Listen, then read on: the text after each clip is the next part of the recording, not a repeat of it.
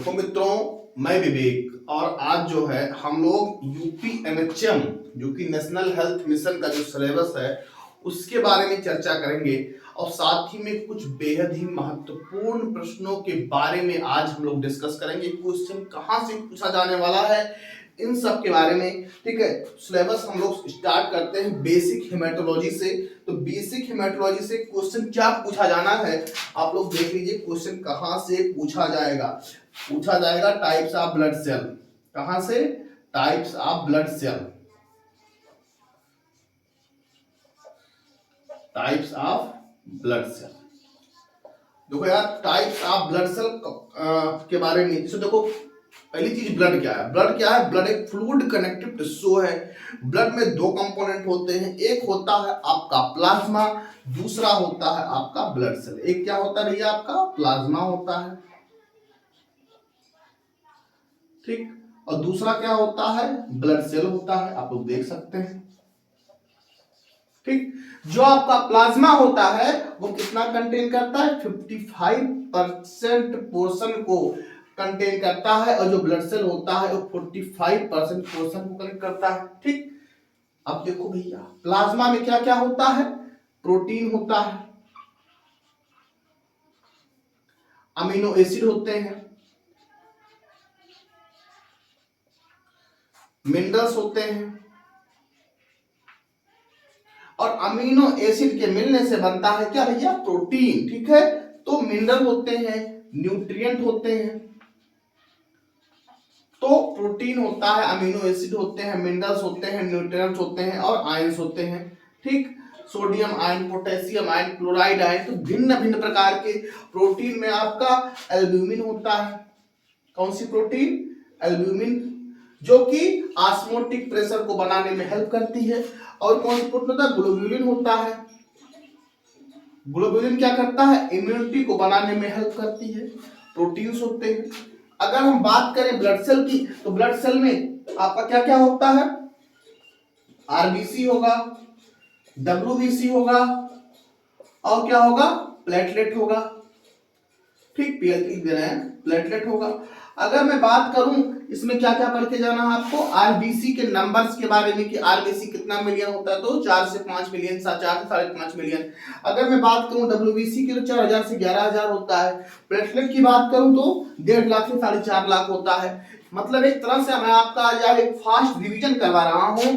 और आरबीसी हमने बताया कितना? 4 से 5.5 मिलियन। हमने बताया डब्ल्यूबीसी कितना? 4000 से 11000, और प्लेटलेट 1.5 लाख से 4.5 लाख। ऐसे कौन कौन से मामले होते हैं जिनमें आरबीसी का नंबर घट जाता है, और ऐसे कौन कौन से मामले होते हैं जिसमें आरबीसी का नंबर बढ़ जाता है? ऐसे कौन कौन से मामले होते हैं जिनमें डब्ल्यूबीसी का नंबर घट जाता है, और ऐसे कौन कौन से मामले होते हैं जिसमें डब्ल्यूबीसी का नंबर बढ़ जाता है? ऐसे कौन कौन से मामले हैं जिसमें प्लेटलेट का नंबर घट जाता है, और कौन से मामले हैं जिसमें प्लेटलेट का नंबर बढ़ जाता है? ये चीजें पढ़ के जानी है। और दूसरी चीज डब्ल्यूबीसी, ठीक। डब्ल्यूबीसी में क्वेश्चन क्या इसमें दिया हुआ है? Indication of increase of neutrophils, ठीक है। डिस्कस कर लेते हैं।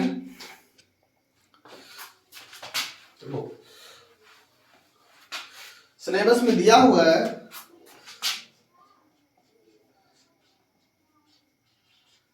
Indication of increase neutrophil. तो देखो, न्यूट्रोफिल बढ़ने की क्या इंडिकेशन होते हैं, क्या संकेत होते हैं? देखो भैया, हमने बताया जो डब्ल्यूबीसी होता है 4000 से 11000 होता है, उसमें दो कंपोनेंट होते हैं। एक होता है आपका ग्रेनुलोसाइट, दूसरा होता है एग्रेनुलोसाइट। ग्रेनुलोसाइट में इस्नोफिल, बेसोफिल, न्यूट्रोफिल आता है। ग्रेनुलोसाइट का मतलब होता है जिसमें ग्रेन्यूल्स प्रेजेंट होते हैं, और एग्रेनुलोसाइट का मतलब होता है जिसमें ग्रेन्यूल्स प्रेजेंट नहीं होते हैं। तो हमने दो बातें आपको बताई। अब देखो, उसमें आता है आपका स्नो बेसो न्यूट्रो, वही दिया है इंडिकेशन ऑफ इंक्रीज न्यूट्रोफिल, ठीक। क्या संकेत होते हैं? इंडिकेशन क्या इसके संकेत हैं? उसके बाद इसमें दिया है, लेकिन पूछ क्या सकता है इसमें? इसके अलावा पूछ सकता है increase the indication of basophil, increase the indication of lymphocyte, ठीक, increase the indication of eosinophil, और increase the indication of monocyte, ठीक, देखो भैया, देखो यार, न्यूट्रोफिल का शेप कैसा होता है, बेसोफिल का शेप क्या होता है, लिम्फोसाइट का शेप क्या होता है, स्नोफिल का शेप क्या होता है, मोनोसाइट का शेप क्या होता है, और इसके कितने कितने मात्रा में पाए जाते हैं। जैसे न्यूट्रोफिल 40 से 65% पाया जाता है। ठीक, तो ये सब चीजों को बेसोफिल लेस देन 1, बेसोफिल का नंबर लेस देन 1 होना चाहिए, लिम्फोसाइट का 20 से 40% होना चाहिए। ठीक, 20 से 40% होना चाहिए। स्नोफिल की बात करें तो 0 to 6% होना चाहिए। मोनोसाइट की बात करें तो मोनोसाइट आपका 0 to 1 to 10 होना चाहिए, 2 to 10 होना चाहिए। ठीक, 2 to 10 होना चाहिए। काहे मोनोसाइट घट जाता है, काहे मोनोसाइट बढ़ जाता है, काहे स्नोफिल घट जाता है, काहे स्नोफिल बढ़ जाता है, और काहे बेसोफिल का नंबर घटेगा, काहे बढ़ेगा, और काहे आपका न्यूट्रोफिल का नंबर घटेगा और काहे बढ़ेगा, इसके संकेत क्या होते हैं। इस न्यूट्रोफिल का स्ट्रक्चर कैसा होता है, बेसोफिल का स्ट्रक्चर कैसा होता है, लिम्फोसाइट का स्ट्रक्चर कैसा होता है, स्नोफिल का स्ट्रक्चर कैसा होता है, और मोनोसाइट का स्ट्रक्चर कैसा होता है। इन टाइप के क्वेश्चन आपको पढ़ के जाना है। और देखिए,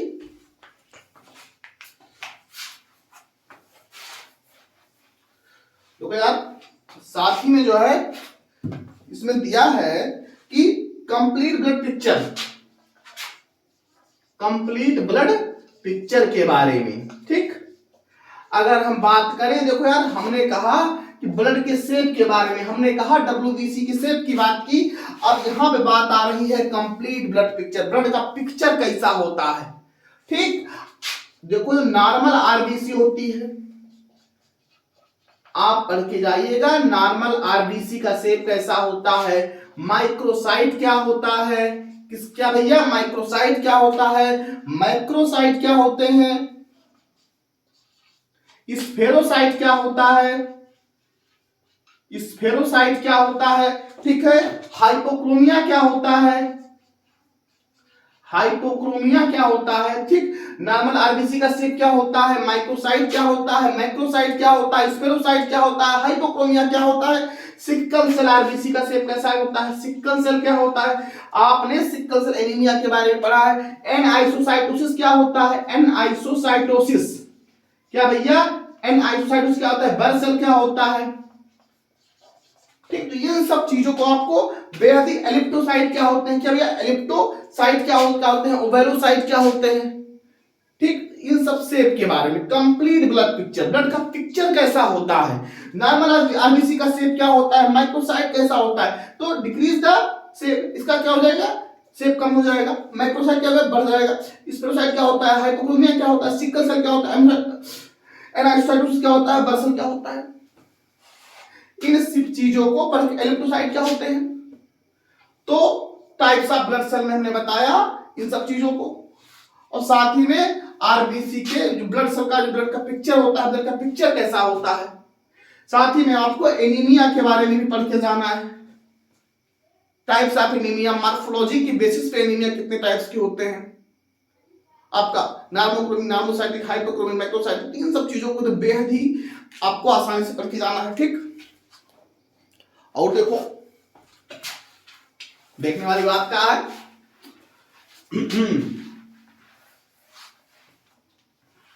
तो ये मामला जो है हिमेटोलॉजी वाला खत्म हुआ।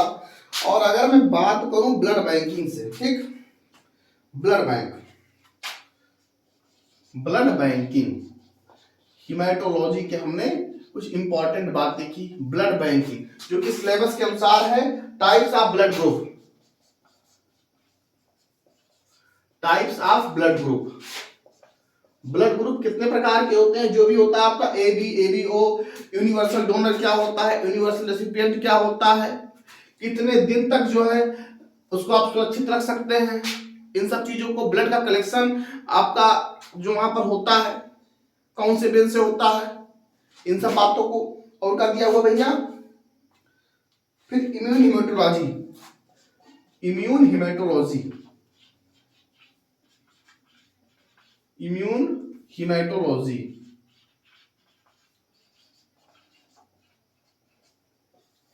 इम्यून हिमेटोलॉजी पढ़ने से पहले आपको पहले पढ़ना होगा इम्यूनिटी, इम्यूनिटी क्या होती है, प्रतिरक्षा तंत्र क्या होता है, इम्यून सिस्टम क्या होता है। ठीक, इम्यून सिस्टम के बारे में उसमें पढ़ना है आपका आईजीजी, आईजीजी, आईजीएम और लिम्फोसाइट के बारे में।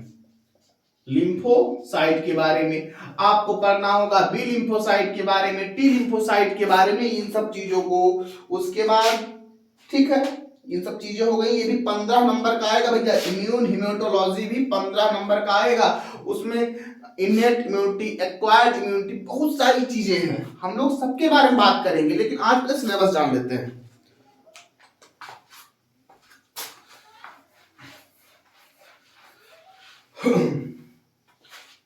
क्लिनिकल पैथोलॉजी कहा भैया, क्लिनिकल पैथोलॉजी। क्लिनिकल पैथोलॉजी से क्वेश्चन क्या क्या आएगा? Indication of types of sputum. क्या है भैया? Indication of types of sputum. देखो इसमें देखो यार, नॉर्मल स्पुटम का कलर क्या होता है, और बीमारियों की कंडीशन में, जो भी बीमारियां हैं उन कंडीशन में स्पुटम का कलर क्या आएगा, कौन कौन से कलर का स्पुटम आपको बीमारी के कंडीशन में आएगा। ठीक, जितने भी जो है लंग्स रिलेटेड डिसऑर्डर होते हैं उसमें स्पुटम का कलर कैसा आएगा। ठीक, इन सब बातों को बेहद ही। उसके बाद क्या है? Yellowish blood colour, jaundice main symptom. Jaundice के main symptom, jaundice main symptom. अब देखो भैया जॉन्डिस क्या होता है। देखो यार, जॉन्डिस पहली चीज कोई अपने आप में बीमारी नहीं है। जॉन्डिस एक प्रकार का लक्षण है, और लक्षण क्या है? लीवर रिलेटेड प्रॉब्लम का, लीवर रिलेटेड समस्याओं का एक प्रकार का लक्षण है। और बात आती है कि जॉन्डिस किन मामलों में होता है? पीलापन। जॉन्डिस की समस्या कब होती है? जॉन्डिस की समस्या कब होती है? किन सी बीमारियों? बिलिरुबिन, इसमें जो है क्या होगा, बिलिरुबिन का लेवल बढ़ जाएगा। अगर मैं बात करूं बिलिरुबिन किन के मामलों में बढ़ता है, जॉन्डिस की समस्या क्यों होती है, पीलिया की समस्या काहे को होती है, तो लीवर रिलेटेड डिसऑर्डर में पीलिया की समस्या होती है। बहुत सारे डिसऑर्डर हैं लीवर रिलेटेड, एक नहीं है। आपका लीवर कैंसर, आपका इसके अलावा hepatitis A, hepatitis B, hepatitis C, hepatitis D, hepatitis E, liver cirrhosis, liver fibrosis, fatty liver disease, many type of diseases है लीवर में। तो इन सब कंडीशन में जॉन्डिस की समस्या होती है। जॉन्डिस एक प्रकार का लक्षण है। ठीक, और क्या है क्वेश्चन में, और क्या पढ़ के जाना भैया? Fever with chills, identification of malaria parasite. भैया देखो मलेरिया के बारे में आप पढ़ के जाइएगा। मलेरिया, अगर मैं मलेरिया की बात करूं तो मलेरिया का काजेटिव एजेंट क्या होता है, मलेरिया का काजेटिव एजेंट क्या होता है, इसके बारे में। ठीक, इसमें दिया है माइक्रोस्कोपी में, माइक्रोस्कोपी में। उसके बाद फिर मलेरिया के जो पैरासाइट होते हैं उनके स्टेजेस क्या होते हैं, इनके स्टेजेस क्या होते हैं, इन सब चीजों के बारे में, और मलेरिया का काजेटिव एजेंट। ठीक, और देखो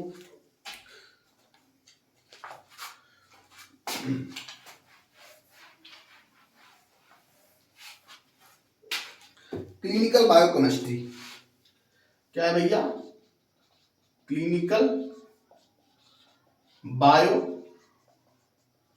केमिस्ट्री। इसमें दिया है सोडियम पोटेशियम क्लोराइड। देखो यार ये क्या है? इलेक्ट्रोलाइट है। क्या है? इलेक्ट्रोलाइट है, इलेक्ट्रोलाइट है। और इलेक्ट्रोलाइट जो है कब इम्बैलेंस कर जाता है, इलेक्ट्रोलाइट का लेवल कब बढ़ जाता है, कब घट जाता है? मेनली किडनी रिलेटेड बीमारियों में इलेक्ट्रोलाइट बढ़ेगा, पोटेशियम बढ़ेगा, सोडियम बढ़ेगा, क्लोराइड बढ़ेगा। इसके अलावा न्यूरल सिस्टम की बीमारियों में उसमें भी इंक्रीज करेगा। ये हो गया। इसमें दिया हुआ है सीरम बिलिरुबिन। सीरम बिलिरुबिन का नॉर्मल लेवल क्या होता है? उसमें डायरेक्ट बिलिरुबिन होता है, इनडायरेक्ट बिलिरुबिन होता है। तो डायरेक्ट का लेवल कितना होता है, इनडायरेक्ट का लेवल क्या होता है, बिलिरुबिन का लेवल क्यों बढ़ जाता है, सीरम बिलिरुबिन का लेवल क्यों बढ़ जाता है, ये बातें हो गई। उसके बाद क्या दिया हुआ है? क्रिएटिनिन। क्रिएटिनिन जो कि आपका केएफटी के अंतर्गत आता है। क्रिएटिनिन क्रेटिनिन, ठीक, जो क्रेटिनिन का लेवल होता है 0.6 to 1.3 होता है। क्रेटिनिन काहे बढ़ जाता है, काहे कम हो जाता है, ठीक। यूरिया काहे बढ़ जाता है, ये भी आता है इसमें, यूरिया काहे बढ़ता है, काहे घटता है, इसका लेवल कितना होता है, 18 से 45 होता है, 18 से 45 होता है। उसके बाद क्या है, अगर मैं बात करूं बिलिरुबिन का तो 0.4 to 1.2, ठीक, टोटल बिलिरुबिन, टोटल की बात करूं, डायरेक्ट जो होता है लेस देन 0.4, उसके बाद जो बचा वो इनडायरेक्ट हो जाएगा। और क्या भैया, देखो हाउ टू आइडेंटिफाई एएफबी, एएफबी स्टेन के बारे में भैया पढ़ लो, क्या पढ़ के जाना, एएफबी स्टेन।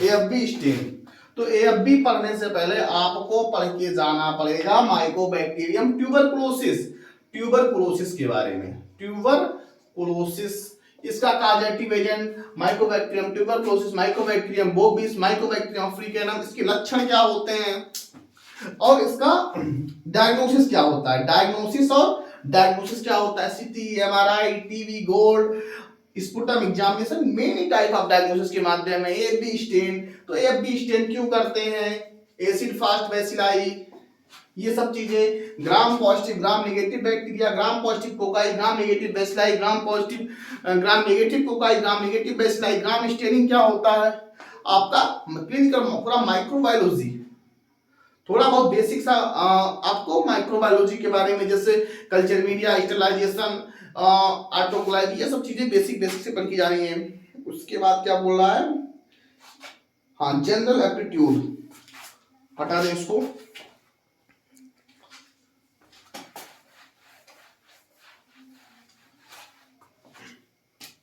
इसमें दिया हुआ है general aptitude, general aptitude reasoning, ठीक, जनरल अवेयरनेस, रीजनिंग पढ़ना है, जनरल एप्टीट्यूड को पढ़ के जाना है, जनरल अवेयरनेस सामान्य जानकारी, भैया जो भी आपकी सामान्य जानकारी है, इतिहास, भूगोल, उन सब चीजों को, हिस्ट्री, ज्योग्राफी, आपका राजनीति के बारे में आपने क्या नॉलेज क्या रखा है, इसके अलावा जो भी बेसिक बातें, थोड़ी बहुत हिंदी की भी बातें आएंगी। उसके बाद बेसिक कंप्यूटर नॉलेज में आपने क्या क्या पढ़ रखा है, इन सब चीजों के बारे में तो हमने जो है पूरे सिलेबस को डिस्कस कर दिया है। और देखो कुछ चीजों की नॉर्मल रेंज, तो देखो अगर मैं नॉर्मल रेंज की बात करूं, जैसे देखो मैं बात करूं लिपिड प्रोफाइल की, ठीक है, lipid profile test, lipid profile normal range, अगर मैं नॉर्मल रेंज की बात करूं, जैसे मान लीजिए कोलेस्ट्रॉल है, कोलेस्ट्रॉल